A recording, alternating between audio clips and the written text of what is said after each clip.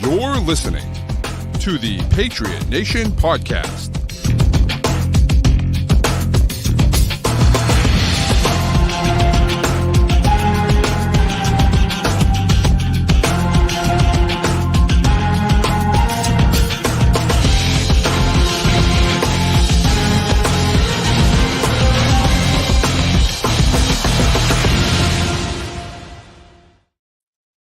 All right, welcome into another edition of the Patriot Nation Podcast. As always, your guy Pat Lane here with my man Matt St. Jean. And Matt, it is the off season for sure. Happy 4th of July to everyone out there, even our friends across the pond. But it's the start of summer vacation, and I have just come back from a lengthy Disney trip. And let me tell you, people, Disney is a lot of fun. It's a lot of walking. I walked 77 miles in 7 days. Unbelievable. It's a lot of walking, but it's a ton of fun. Just be prepared to spend an obscene amount of money. And just say, you know what, whatever, dude, and go with it. It just is what it is, you know? So I haven't been to Disney in a long time, but I got to get back. I want to do the drinking around the world in Epcot. You know, that's on my bucket list to do at some point.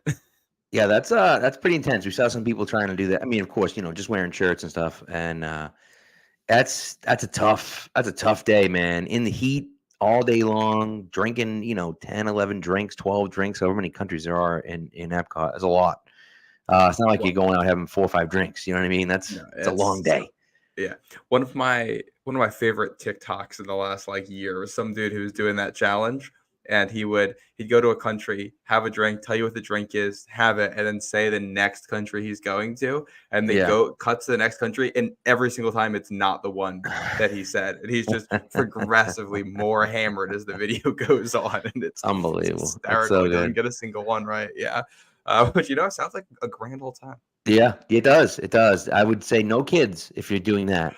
Don't bring your kids and then try to drink around the world with your kids. But, it's an adults only Disney trip. That is definitely adults only thing. Yes, please don't try to drag the kids along for that. No. But, pro tip for people out there, if you are going to Disney, if you buy a BJ's gift card, $90 gets you $100. You get 10% off on a gift card at BJ's. And so for the past year and a half or even longer, I think for the past about year and a half or so, my wife has just been buying $100 gift card every month and just stacking them. And so we had, thousands of dollars of gift cards. And then, anytime it was like a birthday or Christmas or whatever, we always were getting, Disney gift cards from people because they knew we were going. And so we had probably $3,000 to $4,000 worth of gift cards going into it. And that's huge because we're not spending money. We went there. Now we spent money beforehand, right? And, we spent that money clearly, but we walked out of there putting $200 on our credit card for this month, which is crazy. To think that you spent that much money, but you had spent it all up front. And so you kind of pay for it over time doing it that way. So it's definitely a way to kind of, make it hurt a little bit less. It's going to hurt, trust me, but make it hurt a little bit less at least, Yeah. And speaking of, planning out your payments to make sure that you can afford it, so the Patriots have been doing this offseason, extending Jelani Tavai while you were gone in Disney World. That was like a professional segue right there. That was nice. And I ruined it by pointing it out. But that was a great segue. No, you're totally right. And it's so funny. I tweeted out after the Tavai extension, I tweeted out, I never thought I'd be happy about a Jelani Tavai extension. And here we are. He's a guy that I loathed when he first came here. And I think a lot of Patriots fans kind of felt the same way. And he's grown into his own. He's become a reliable player for them, not just against the run, but also against the pass at times too. Mm-hmm. And, really has kind of found his own way and found a groove. And him and Juwan Bentley as well, I think, have become reliable players and, PFF darlings, right? Really. I mean, when you look at the numbers. And so you have to come away impressed with the work they've put in, but also the coaching they've gotten as well to get them to this point. You just hope that continues. When I first came on this show, back in was that August 2022, I think it was July 2022, something like that is when I started. One of the first big things we were talking about was Jelani Tavai making the team, because that was one that neither of us had on our radars. And that was one of those, because there's always, especially, with Bill, there's always going to be one guy that makes it you didn't see coming. And it seems like almost every single time the guy deserved to make the roster, and Bill saw something that nobody else did, or, it's at least things that weren't seen in preseason games. And that was, I think we're both confused at the time. Like, why is Tavai, why are they keeping, especially because he was kind of a depth linebacker at that point, why are they keeping a guy who can't play against the pass? And he's developed a ton as a pass defender. He's still not an elite pass guy. He's not Fred Warner out there. Right, of course. Inside linebacker who plays the style he does. He's as good as it gets as a pass defender within that mold. You can line him up at a bunch of different places. He's versatile. He's incredibly smart. PFF liked him more than Judon Bentley last season. And Judon Bentley is a very, very good player. So excited to keep him around. Other parts, he's like a core special teamer for them. He plays 70-something%, 80-something% of their special snaps. And I won't be surprised if that becomes more important this year with the new kickoff rules, because he's 100%. The type of guy who's going to be, a key cog in that machine. Well, it's so interesting, and I'm fascinated to see kind of how this whole kickoff thing works. I don't want to get too far into it, but I was working on a 53-man roster projection for Pat's Pulpit, and that one of the interesting things about Kendrick Bourne being hurt is that the Patriots kind of can experiment with it a little bit and can keep a guy like Jalen Reagor, who might not necessarily make the team, might not necessarily have an impact on offense, but they can keep him around to see what it looks like, right, on that kickoff team. And so, but having guys like Jelani Tavai out there is so beneficial from a defensive standpoint, at least, So, but, you really kind of look at, and I'm trying to think, I think it was JP Acosta was taking a look at some of the Patriots defenders, and he said, the Patriots don't necessarily have any stars on defense. Of course, Matthew Judon, who we'll talk about, plays like it at times. Christian Gonzalez played like it for the first few games last year, and Kyle Duggar's kind of approaching that level, but not necessarily there. Kind of same thing with Christian Barmore. You don't really necessarily have any like superstar players, any all-pro level type players right now, but just a ton of dogs, just guys that just play really well, are excellent role players, do their job at a high level, and are dependable. And sure, that might not get you to be the number one defense in the league, but it gets you to be a top 5 to 10 defense in the league, especially if, you can have a few guys step up to get into that, all pro or at least, Pro Bowl caliber level on the defensive side of the ball. And Tavai kind of fits that bill where it's like, no one's going to be choosing him as their inside linebacker all pro, but he's a guy that, as an inside linebacker, you're looking at saying this guy is really useful and can really give you something at that inside linebacker spot. And so they just have a ton of guys like that, right? They really do. Yep. You look at him and Anthony Jennings and Ja'Whaun Bentley's another guy, and you go down the list of Keon White and you go the back end, Peppers and Duggar both fall into the role. Yep, Jonathan Jones, right? I think one of the things that always stands out about New England's defense is that the spine of the defense, you talk about your defensive tackles, your linebackers, your safeties are always incredibly smart players. Right. They're always making the right plays. They're communicating well. They know how to be in the right spot. And like that's been a long time thing in New England, which is a big Bill Belichick thing. That's where you look to the future. I do wonder if, guys like Tavai finally finding a role. All right, Mayo has to keep that going. If he can't, it's the smarts are the key part here, and getting the intel from the coaching staff is a big reason why you can play with the intelligence that somebody like Tavai plays with. So they're going to need to keep that pipeline going. But he's an incredibly smart player and versatile, and it's a guy who can do a whole lot. Defense in 2024 is so much about communication too. The way defenses play, because you'll have your pre-snap stuff and your post-snap stuff where it's like, especially if you're playing a zone defense, it doesn't really matter how good of an athlete you are. It matters how you can relate to what the offense is doing and communicate to your teammates to know that you're all going to be in the right spot and then to get there on time. Almost all of that is mental. And that's where Tavai has been a lot better. And then he's, great against the run, can fit really, really well. Very good tackler, super disciplined. Like, he's not a highly elite level athlete. Still a very good athlete. His technique's very good. He's an incredibly smart player. And I pulled some numbers on this. We don't have, with Spot Track, doesn't have specific numbers on his contract yet. So I was kind of estimating here what was reported. It's a 3-year, $15 million extension worth up to $21 million. Mm-hmm. So if we just go by the $15 million number with $5 million a year, that puts him as the number 12th highest paid inside linebacker in the NFL. So the Patriots are one of two teams with two guys in the top 12 because they have Bentley and Tavai. The other team is the Niners, Campbell and Fred Warner. That's a whole other tier though, because if you add up Tavai, Bentley, and Campbell, you don't get to what Fred Warner is making on average in a season. And but they got two guys at the top of that, which you think is interesting use of your cap space to spend there, but it's also where they have good players at a spot that is hugely important. Not necessarily inside linebacker, but the middle of the field is hugely important in today's NFL, and just having good players there matters. Well, it's so true. And what's funny about the Patriots is that, there's always that term draft and develop, right? You want to draft and develop guys. And the Patriots have done a pretty good job of doing that.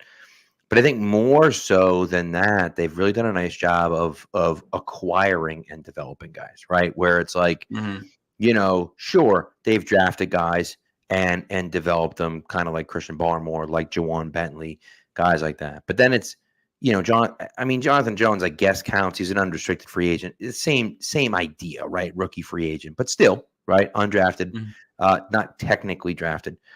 But you look at other guys like Mike Vrabel and, Jelani Tavai and Kyle Van Noy, and you go down the line of all these guys that they've acquired from other places. Devon Godshaw is another one, right? Where they didn't draft him, but they became better players when they were here, right? They were picked up for, not great deals. They weren't like, this high needs free agent, or sometimes they even traded for him, but didn't trade much for him. Akeem Ayers is a guy like that, although Akeem Ayers wasn't here for very long. But you get the very idea useful. that, and that's he was and on that's the field for the Malcolm Butler pick, I believe.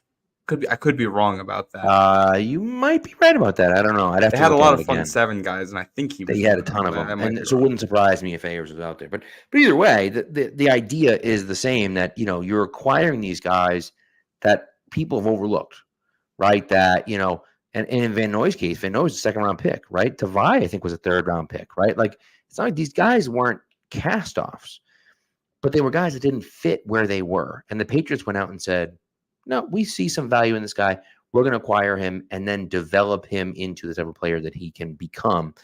And they've done a great job of it. Of course, they haven't hit on everyone, obviously, but they've done a really nice job of acquiring those players and developing them into roles that have been really successful. Even a guy like, Phillips is a good player, but like never really had the role. Peppers, same type of deal. Like, good player, was never really as useful as he has been in New England. And so, you know what I mean? Yeah. And so that's when there was, there's a great clip out there with Jabril Peppers, by the way, which I think he commented on Twitter, where he used to play in the Greg Williams defense. And I don't know if you know, Greg Williams defenses, they like the safeties to play very, very far back. So Peppers, we all know that play against the Raiders. We know what he can do around the line of scrimmage. He can blow people up. He's a heat-seeking missile. He plays for the Browns, and they got this dude playing 30 yards away from where the ball is for 50 snaps a game. It's like, what are you doing? Like, that's part of it. But you talk about also, to kind of just pivot to the future here, being able to find hidden gems places and develop them. Look at the depth at cornerback this year. This is going to be their next test of their ability to continue doing this. They clearly like the bodies that they have there, the guys that they're retaining from last year. A lot of them are unproven. So that's kind of your next test of this philosophy. And can Gerard Mayo kind of keep this going of taking guys who are undrafted free agents or late round picks, or guys who went through waivers and turning them into useful, competent NFL players who can be starters on a top 10 defense? 100%. And that's, I think, obviously the main storyline for the Patriots next year is going to be, Drake May, and the B plot is going to be, what happens with the receivers. But I think the C plot is probably the development of the secondary and how that looks now with the Gerard Mayo there, especially with most, but not all of the front seven locked up. So the focus will kind of shift to the secondary. Yeah, no, it's totally true. And, it's funny because, as I said, I was working on this 53-man roster projection, and I'm looking at it thinking like, okay, I got John Jones, Marcus Jones, Christian Gonzalez, who you feel like those three guys are locks for the roster. Okay, great. Then it's Alex Austin, Isaiah Bolden, Marcellus Dial, Marco Wilson, Sean Wade, and Azizi Hearn. Azizi Hearn, you assume, is not going to be here. And there's Mikey Victor. But I think as well. Hearn and Victor, I think, even had moments in camp. So I wouldn't. True. They're definitely outside looking in, but I wouldn't be shocked if somebody makes a push for maybe not the roster, but at least a practice squad spot. Right. And so it's really fascinating for me when I look at it. And I'm looking at it saying, all right, just the calculus of the 53-man roster projection. How many corners can you actually keep, right? Do you keep 6? Do you keep 7? Can you keep more than 6? Like, I don't know if you can. And then how do you choose which of those 6 are the guys, right? Does Alex, I think, in my opinion, Alex Austin looked like an NFL corner last year. Now, that doesn't mean he'll continue to be that way, but he looked the part. And so, to me, it's Alex Austin's in. But then you wonder, Isaiah Bolden, he got hurt in the second or third preseason game. We didn't see him after that, right? Obviously, clearly had a very scary injury, and so we didn't see him after that. We don't know what it looks like with him. What does Marcellus Dial look like? You know what I mean? So those are the things that I'm curious about. I think the other factor here is, we talk about how they're going to fit all these guys onto the roster. There's a chance that we get to week 2 of the preseason this year. We get through that game. I think that's when they play the Eagles and they have a joint practice. And every corner outside of your top 2 or 3 is getting toasted out there. And instead of how many of these guys can we keep, it's how many do we even want to keep? Right. I think there's no floor on this group either. I think Alex Austin had some really good moments last year. He's still, a day 3 pick. I believe got waived by the team that drafted him. The Bills, I think, right? Was it the Bills? I'm totally blanking right now. I'm pretty sure because that was like the storyline after he picked off Josh Allen. Yeah, he's still a guy who, young, got waived, a day 3 pick. Yeah, he had good moments last year. It doesn't guarantee anything. Of course, yeah. So it's there's a lot of variance possible with that group, and I'm curious what their adjustment's going to be if they get to camp and it doesn't look as good. Are they going to just play the guys and let them work it out? Because the flip side, look at the Packers with their wide receivers. They got that young wide receiver group, and their thought process was, they don't look great right now, but we're going to keep playing them, and they're going to get better. Right. And for the most part, they did. So maybe that's the thought process with the corners too. Very good point. Very good point. So it's going to be awfully interesting, right? It's going to be awfully interesting to kind of see how that all plays out. And again, as you said, quarterback and wide receiver are the main draws, obviously, but the secondary especially, but also, secondary especially, but also, the defensive line and the linebackers are going to be something that we have to keep an eye on as well. Because that really, I think, is going to shake things out. Obviously, the offensive line and so on and so forth, right? There's a lot of question marks, but I think that secondary is really an interesting subplot. So, all right, let's take a quick break. We'll come back from the break, and we do have to get into the reason why most of you are here, I would assume, and that is Matthew Judon. And what the heck is going on? We'll talk about it when we come back. PrizePicks is America's #1 daily fantasy sports app with over 5 million active members. PrizePicks is the easiest and most exciting way to play daily fantasy sports. Unlike other apps on PrizePicks, it's just you against the numbers. All you do is pick more or less on 2 to 6 player stat projections and watch the winnings roll in. Get in on the daily action with your friends and become part of the PrizePicks community today. Now, you can win up to 100 times your money on Prize Picks with as little as 4 correct picks, which means you can turn $10 into $1,000. Now, if you're looking for promotions, Prize Picks get you covered every single week, from lowering select players' stat predictions on Tuesdays to help your lineup hit, or getting your entry fees back if you have losing lineups on Friday. Now, for me personally, I'm all in on the WNBA right now. I'm going Caitlin Clark with more than 3.5 3-pointers made, and Brianna Stewart for more than 23 points. And then in the MLB side, I'm going with Kyle Schwarber for more than a 9-hitter fantasy score, and Paul Skeens with more than 5 pitcher strikeouts. Now, download the Prize Picks app today and use the code CLNS for a first deposit match up to $100. That's code CLNS on Prize Picks for a first deposit match up to $100. Prize Picks. Pick more. Pick less. It's that easy. All right, so let's get into Matthew Judon. What the hell is going on with Matthew Judon, man? Because the Patriots have been throwing money at people, right? They went out, they signed Ramondre Stevenson for a big contract, which I don't even know if we talked about that. They signed Ramondre Stevenson to a big contract. Not big contract, but big-ish contract. They signed Kyle Duggar to a big contract. They signed Mike Onwenu to a big contract. They signed Anthony Jennings to a contract. They signed Jawan Bentley to a contract. They signed Christian Barmore to a big contract. They signed all these guys. And Matthew Judon still hasn't gotten a contract yet. And based on what he's been saying on Twitter, I don't know if he thinks one is coming or not. And I will tell you, the same friggin' thing happened with Stephon Gilmore a few years back, where they borrowed money from the year from the next year to pay him that year. And then they were unable to come to an agreement, and they ended up trading him for literally nothing to Carolina. And that was a complete disaster. And if that happens here, I'm going to be so mad. But anyways, Matt, what the hell's going on with Matthew Judon?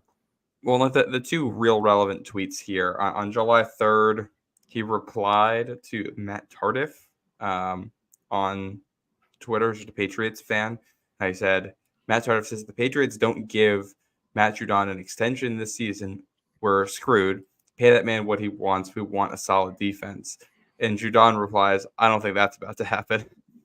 And then later that day, he tweets the SpongeBob gif saying, right, I'm going to head out.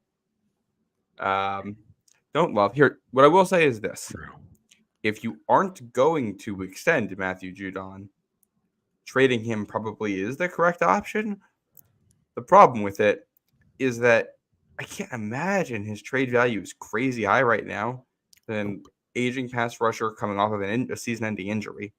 He's a good player, but he's never been an elite level pass rusher. He's a very, very good, great pass rusher. He's in that tier. He's not an elite level guy. I could see a contender throwing like a 5th-round pick to try to get him for the season. I don't know if you're getting much more than that. Maybe a 4th, maybe a pick swap. I don't know. He brings more than that value to this team this season, especially when you consider the leadership aspect. Unless there's something with his leadership that isn't as good that we don't know about. Everything that we've heard is that he's a great guy in the locker room and a leader for them there. And I don't know why you would not extend him unless he's asking for something that's crazy and unreasonable. Right. But I don't think we have an indication of that, because this is why players have agents. And they're going to let them know, hey, this is your value based on where you are. And tack another year or two onto this deal, give them a little extra money, keep them here. And if you do that, you can, if things don't work out, you can still trade him at the deadline, especially because if you give him an extra year and your team stinks and it's not working, well, then he has a year and a half left on the deal. And he's got a lot more trade value, and you might get, a 2nd or a 3rd-round pick back for him, especially if he has played well during the year. So unless hopefully he's just blowing smoke on Twitter right now to mess with people. You know what? Or he's just not happy with the Patriots right now and the way things are going, because he wants to get paid more. But what you have to understand, and what he has to understand, I think, is that he has to get extended no matter what, right? His contract this year is like $7 million. It's not enough. And again, that's because And the Patriots, I think, did this. I believe it was 2020 where they did this with Gilmore, where they wanted to give him a pay bump. He had earned the extra money. They wanted to give him more. So they took the money from the year after and they gave it to him a year early, which again is fine. That it's fine to do that. But now you're in a situation where you have to extend that player. You can't go into the next year, hey, you're just on the final year of your deal. No, because now he's on a deal that he doesn't want to play for, right? He's going to have to re-sign a new deal no matter where he plays. So whether it's here or somewhere else, fine. But he also then has to understand that his value is what his value is, right? And so he can be pissed and want to get more money from the Patriots, but if he's not going to get more money from anywhere else, what difference does it make, right? And maybe he doesn't want to give them a hometown discount. But again, the Patriots, although they haven't been giving out massive contracts, although Mike Onwenu got a pretty big contract, Christian Barmore got the largest contract ever given to a Patriot not named Tom Brady, right? Mm-hmm. And so, and so that, well, per year, at least I should say. So, but, yeah. Right, because Bledsoe got a 10-year, $100 million contract. But per year, he got the largest contract given to a player other than Brady. But, the hard thing is you look at it and just think, man, like, you hope that he stays here. And from a Patriots perspective, why wouldn't you want him to stay here? It doesn't make any sense to me. That's why I never got. And the culture, it just seems to me, and again, I might be wrong, but it seems to me that the culture they're trying to build here in New England is that if you work hard and if you deserve the money, we're going to pay you, right?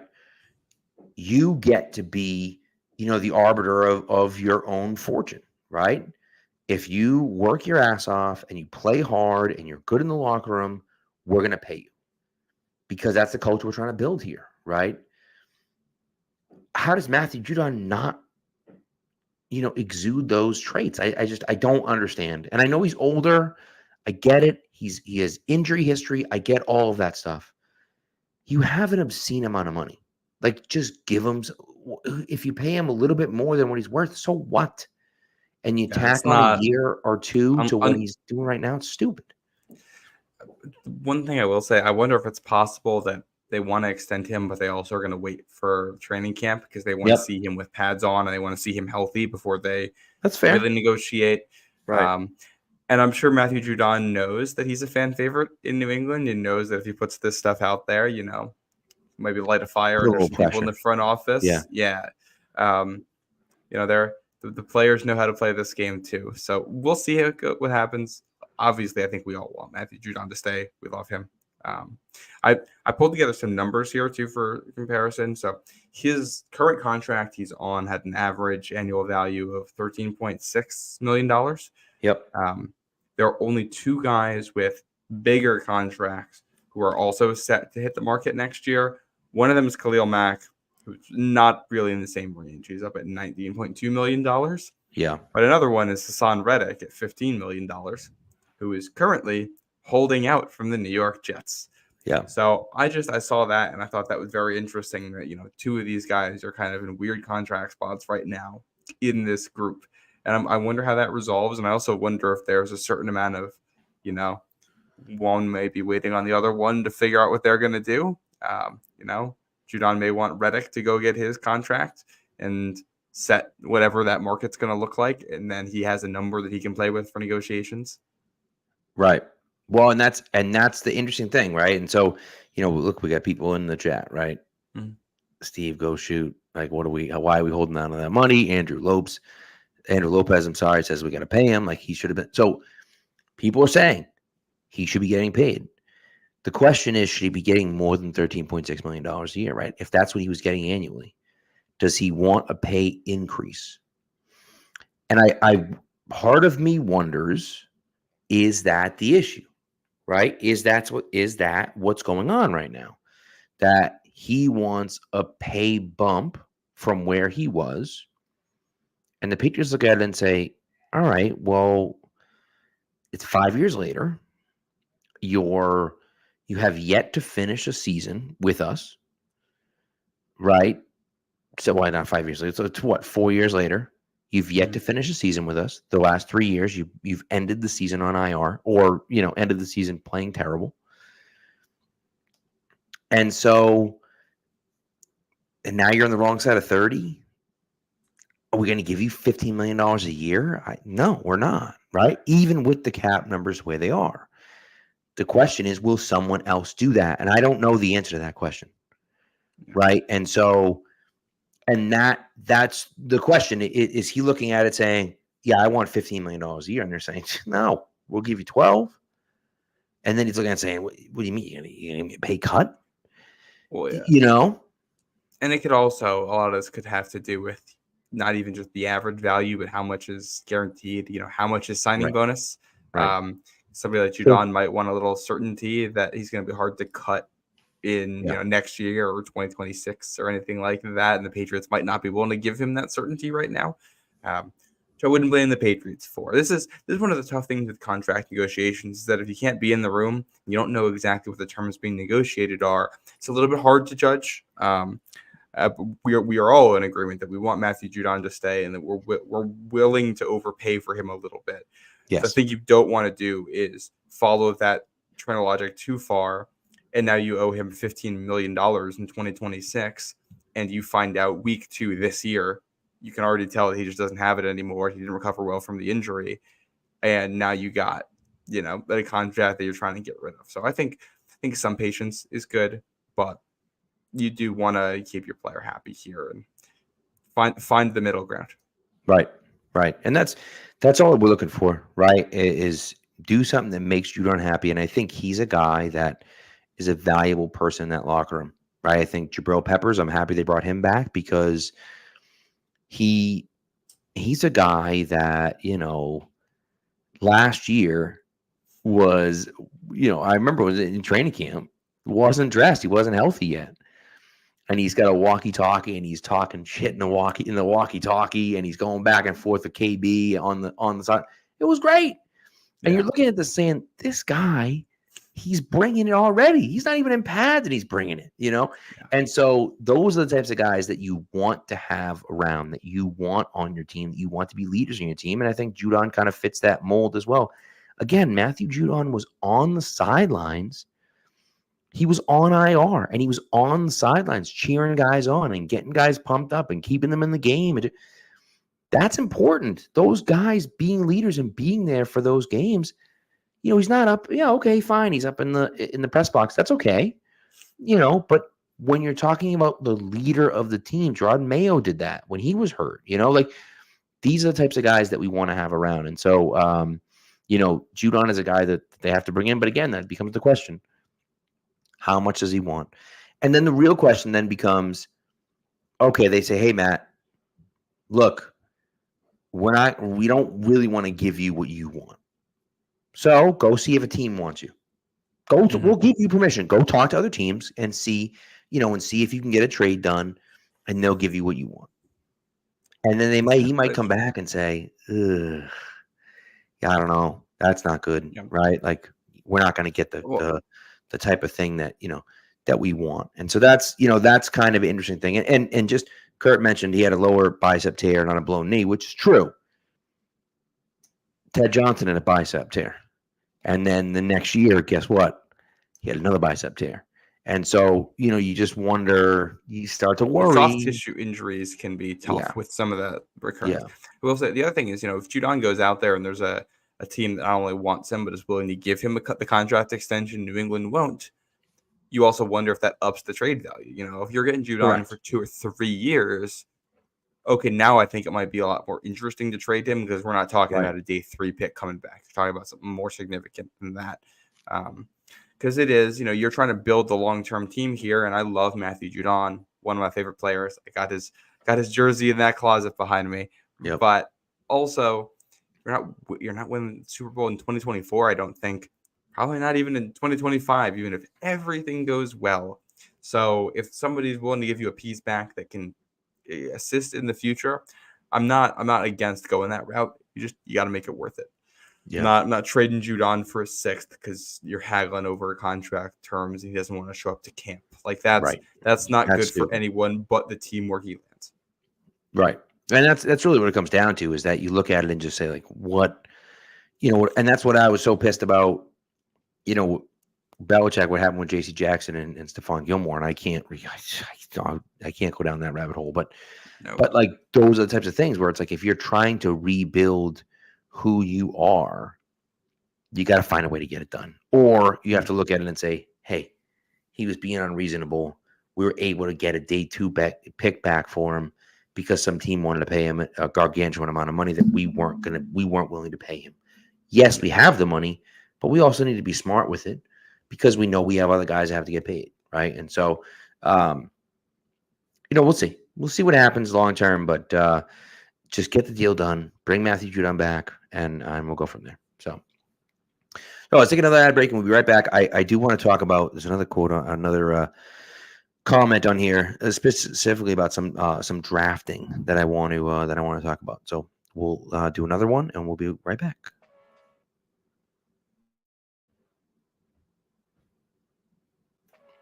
All right, now that basketball season is officially over and the Celtics have hung banner 18, it's time to shift our focus to the Red Sox. And Game Time is an authorized ticket marketplace of Major League Baseball, which makes getting tickets faster and easier. Prices on the Game Time app actually go down the closer it gets to first pitch. With killer last-minute deals, all-in prices, view from your seat, and the lowest price guaranteed, Game Time takes the guesswork out of buying MLB tickets. Now, for me, I'm actually going to see the Red Sox later on this month. Can't wait to go, and it's going to be a lot of fun. What is better than sitting in the stands at Fenway with a dog and a beer watching the Red Sox play? Fantastic. Great way to spend a summer night. Now, on Game Time, you have last-minute deals. You can save up to 60% off buying last minute for sports, even concerts or comedy or theater or anything else that you go to. You can actually save with zone deals as well. So you can choose the section and let Game Time choose the seat for you.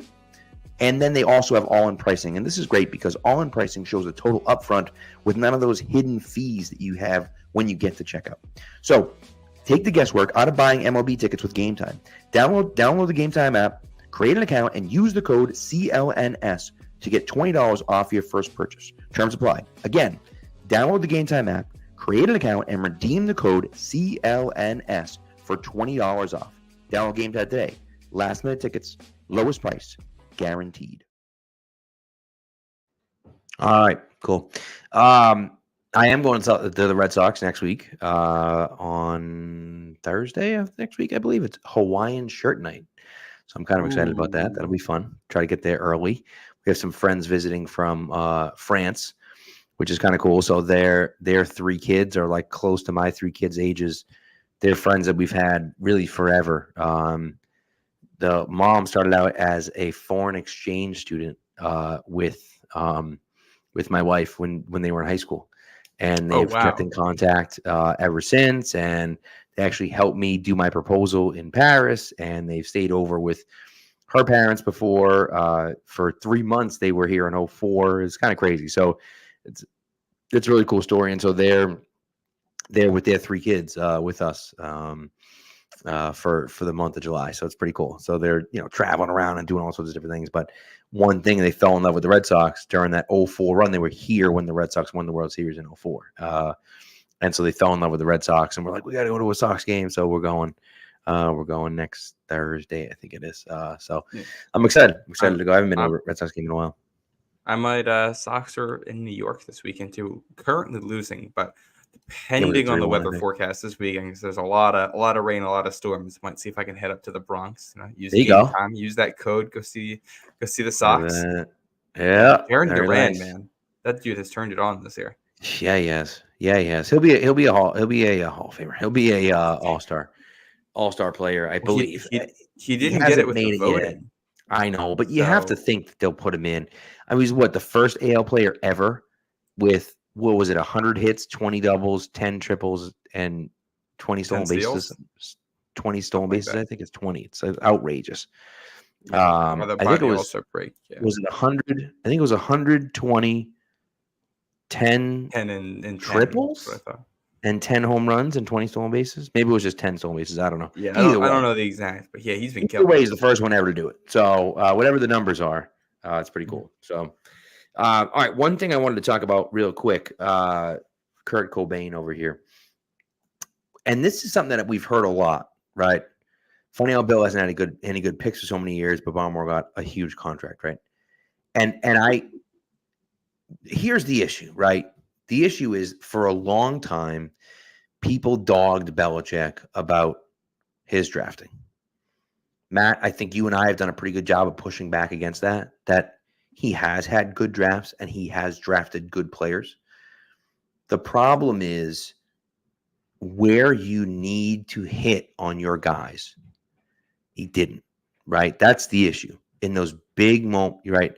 First round pick, swing and a miss, right? 2022, In the key 2021. positions. Right. And certainly right in the key positions. And so you start looking at it and saying, okay, he has hit on guys for sure. And it's like, oh, they're giving this guy an extension, they're giving that guy an extension, and they were doing all those things. And that's great. It's great to see. You also look at it and say, well, before this offseason, the Patriots hadn't given a draft pick a second contract since Judon Harmon. I'm sorry, in the first 3 rounds.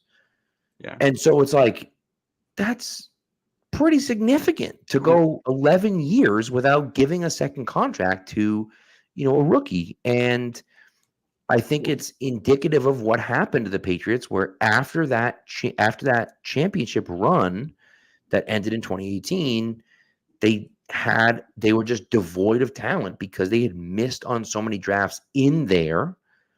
And of course, they had great players and a lot of them they had drafted: Gronkowski and Edelman and McCourty and Slater and all these guys that they had drafted that really helped them out. And then you try to kind of build off of that, and they were unable to do that. And again, it doesn't mean they didn't have good players; they just didn't have great players. Well, and the other thing, you can be bad at drafting and still draft good players. You have, especially, we'll just kind of make it neutral for a second. If you're a GM and you're a GM for 4 years and you don't make any trades with draft picks or anything, they're going to have 28 draft picks in that span. You have to be a pretty bad drafter to not have a single good player in that. Right. And Bill has always been good. I would say always, but he's always been pretty good at drafting defense. He's had bad stretches, but by and large, he's been good at drafting defensive players. He's pretty good at drafting offensive players too. Obviously, Tom Brady, but also Rob Gronkowski. Like, he's drafted 2 of the greatest players ever at their positions. You also can't look at the offense as of late and said he's done a good job drafting the players to be there. Like, it's just they went kind of back to back to back, missing at different skill positions, offensive line and quarterback. And I don't care how good you are, you do that in the NFL, you're probably losing your job. That's just the way it works in this league, and it's the way it always has, especially when you consider the age thing. And drafting those positions is the most important thing right now in the NFL. Defense is really good. Defense is really important. The Chiefs don't win a Super Bowl this year without their defense, and that's with having the best quarterback in the league right now. But you need the whole thing. You're drafting a team. Bill kind of just made a lot of bad picks in a row in offense. It's possible that if he stayed in New England, his next 10 offensive picks could have been good. You never know. But, you got to make decisions based on what we know. And I will say I did think he got unlucky at points. Like, Christian Barmore was a lights out pick. He didn't blossom into what he is until year 3. If he turns into that in year 2, that alone might make the Patriots a playoff team, even with the Matt Patricia of it all in 2022. Right. They were so close to making the playoffs despite that. I think Mac Jones may not even have been a bad draft pick as much as bad development. I think it's easy to Monday morning quarterback things, but also they badly needed a quarterback, and he was the best quarterback prospect on the board. I don't regret that pick, even though it ended up not working out the right way. It was probably the right decision. It was the right process. Just didn't work out. That happens sometimes, and you can insulate yourself from bad decisions like that if you've done other things well and drafted other things on offense. See Lance, Trey out in San Francisco with what's going Right. on out there. Right. But the reason it worked in San Francisco is because they have a Hall of Famer at left tackle, a Hall of Famer at tight end that they had drafted in, I don't know if it was day 2 or day 3 with George Kittle. I think he was a 3rd round pick. Kelsey, I think, was a 5th, and he was a 3rd, I believe. Yeah, something like that. 2 elite level wide receivers. You go trade for the running back. Like, make a lot of moves to make that offense elite so that you can say, I deserve another shot at picking a quarterback, which, obviously they didn't even get to that point. They just happened to pick Purdy, and he comes in and starts winning for them. Is able to keep that thing afloat. But yeah, I think this whole conversation has to be approached with nuance. And I think it's entirely possible for someone to fit the definition of being bad at drafting while still drafting many high quality players, because you need a lot of really, really, really good players to be a really, really good team. And you can draft some really good players and still not be where you need to be. 100%. Right. And look, I mean, no one's perfect, right? Belichick made a ton of mistakes, and as everyone does, right? Belichick made a ton of mistakes in his, 20 plus years here in New England. What set him apart was the fact that he consistently made great moves over and over and over and over again. He let Wes Welker walk, and everyone looked at him and said, "You're insane for letting Wes Welker walk and replacing with Danny Amendola. What the hell are you doing?" Well, he lets him walk. Danny Amendola comes in, plays pretty well in 2013, and then, oh, by the way, Julian Edelman decides, you know what? I'm going to play really well too, and he becomes a great player for you and becomes kind of that next player for you. And Amendola becomes an important piece in that offense at moments. And he was right to move on from Welker when he did, right? And you look at some of the players that he moved on from, they were able to figure it out. He trades Logan Mankins before the 2014 season, and everyone was looking at him like, what the hell? Why would you do that? They win 3 out of 4 Super Bowls, right? So, it's those types of things where he made those moves consistently and, keeps Malcolm Butler on the team, has the stones to put him in the Super Bowl as an undrafted free agent, had worked on the player. And it's all of those things that he had done that gets him to that point. But you look at it and say, okay, well, look, in 2006, when you traded up and drafted Chad Jackson, right? So, all right, sure, Chad Jackson was the guy you drafted in 2006. Well, the trade back, Green Bay drafts Greg Jennings. Turns out he's a much better player. 2013, you draft Aaron Dobson, right? You draft him over Keenan Allen. Well, didn't they in 2013? Didn't they also trade out of the Cordero Patterson slot? They did. Obviously, he didn't end up turning into what they thought he'd be, but he did end up coming to New England anyway and was a pretty decent player. Well, what's interesting is that they got a 2nd, 3rd, 4th, and 7th round pick, and the 2nd round pick that's one of those ones where you look at it and say, that one worked out really well. I think that might have been 2012 that happened. But either way, that ended up being Jamie Collins. No, it wasn't 12. It couldn't have been 12 because 12 was Hightower. You're right. I think it was 13. So it ended up being Jamie Collins and Logan Ryan, and the 7th round pick they traded for LeGarrette Blount. So you get those 3 guys from that. So it's those situations where you look at it and say, he made these moves. But then in 2019, you drafted N'Keal Harry over all of the wide receivers after him, right? Yeah. And again, he's not the only one. I just want to interrupt you. I think our show needs a 2019 wide receiver draft swear bucket thing. Like every time we mention the receivers taken in that draft, we got to put like $1 in a jar and we'll use. That's why I tried not to mention them. So, but here's my thing, right? The reason that I'm saying that is because, yes, 2013 wasn't great as far as the receiving core is concerned. But by the time 2014 and 2016 rolls around, you had rebuilt it, right? 2019 comes and you get N'Keal Harry and you get Jacoby Myers in, but you don't have that true number 1 wide receiver. Edelman's on his way out. Gronk retires. You're in this situation where you're looking at it saying, man, here we are struggling, right? And now we don't have anyone to fill those shoes. And that's the situation where you look at it and say, hey, we did our best here, but we don't have the guys to replace these mistakes and to make up for these mistakes.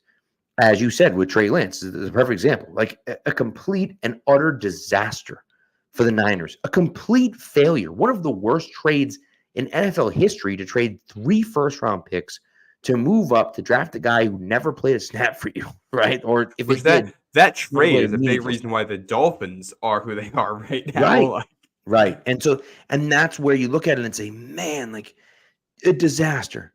But it works out because you find a guy in the 7th round that turns out can play quarterback, right? And you have a good enough roster around him. The Patriots hadn't built up a good enough roster around him because they haven't drafted those young, talented players. Now, after 2019, okay, 2020 is fine. But again, you get at least one really good player in Kyle Duggar. 2021. But I will say, if we're talking 2020, important to note that they traded up twice in that draft for tight ends and missed badly on both. Disastrous. Yeah. Right. And so, and listen, again, those things happen. Those things happen. And that's part of the issue, is that you can't sit here and fault Belichick for all of that stuff. Right. And that's totally true. But again, and I know Kurt's upset at us right now, and that's okay. And all the numbers are right. All the numbers are true. They're all right. And look, it's totally right. Right? 63% chance of drafting a bust or reach. He was drafting, whatever. All that stuff is true. All of it's true. 100%. But how many legit number 1 wide receivers were drafted in the 2nd round or later? A lot of them. Yeah. And none of them were drafted by Belichick. And it just starts to become a pattern where it's like, okay, you keep taking swings and you keep missing, and we keep, and again, it doesn't make him a bad drafter. He drafted a lot of really good players for a long time, right? In my opinion, he's the greatest GM in the history of sports. Maybe not the history of sports, because Red Auerbach's the greatest GM in the history of sports, but he's the greatest GM in the history of the NFL, in my opinion. But again, it got to a point where we looked at it and said, okay, and the final straw for me was a move that I agreed with, which is moving on from Jacoby Myers and bringing in Juju. And man, and again, hey, like I agreed with it at the time. I thought it made sense. But your internal scouting needs to be better, man. It has to be. Yeah. You can't let that happen. I think that the tough thing with this whole discussion too is that I think you can't have it without talking about just bad luck too. Like it's so many different factors coming together to get to where you get. But the story on the exit for Bill Belichick, I think very simply, is that he didn't draft enough good offensive players, then failed to supplement that with veterans. The veteran moves he made didn't work. And by the time that was evident, he is how old was he? 72? I think, yeah. Or he would have been 72 at the start of the next season. He'd be 72 years old, and you're starting from scratch at the quarterback position. And that's the other tough part here. If Bill Belichick was 62, I'd say, yeah, give him another go. I would have no issue with it. When you're 72 and you're probably retiring before the quarterback you draft finishes his rookie deal, I think that's a very different animal, because you need cohesion with a young quarterback. The number one thing that's going to kill a young quarterback is constantly changing coaches, constantly changing systems. And we obviously all know that lesson because we just watched what happened with Mac Jones when he constantly got jerked around with different coaches and different systems and had no consistency. And it took a guy who had at least some promise and totally blew that up. I think Bill probably gets too much criticism at points for some of the things that have happened lately, but also it's part of the job. You got to own it. And I think Bill knows that. Sometimes it just doesn't go your way. That's sports. Yep. And you're going to take a lot of flack for it. And that's the nature of this whole thing that we're doing right here. And I mean, parts of it is this. Like, some of these things I don't mind. The Mac Jones pick, I don't mind. The Isaiah Wynn pick, I don't mind. Even Sony Michel pick, I don't mind.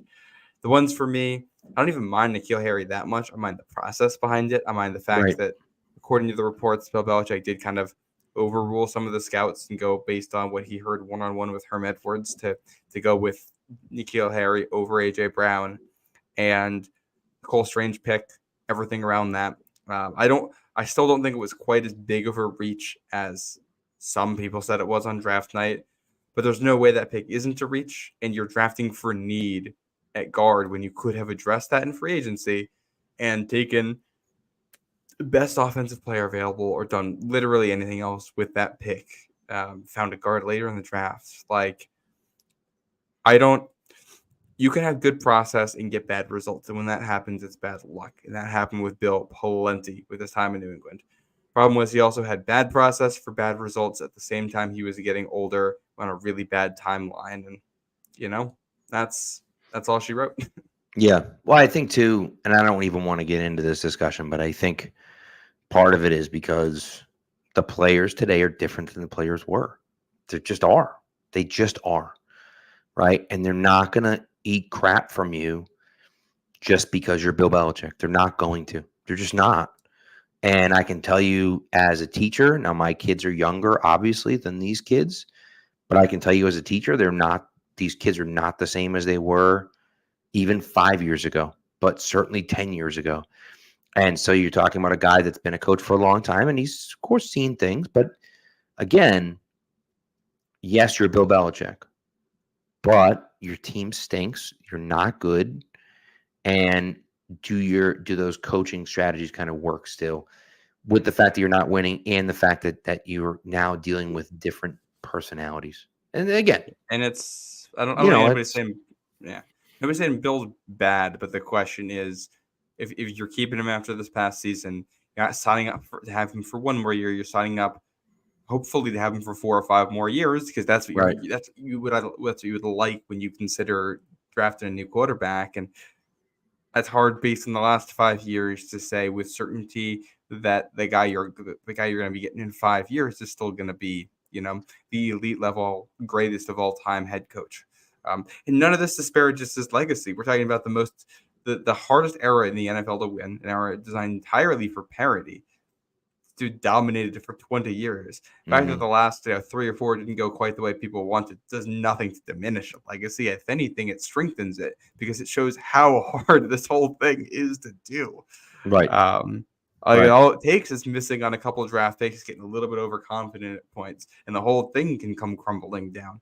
And the fact that they kept it going, and the rebuild from the group that you had kind of through 2007, especially that defensive core into what became the second dynasty era defense, is a massive, massive accomplishment of team building. It always had an expiration date. These things always do, and that's okay. Right. Well,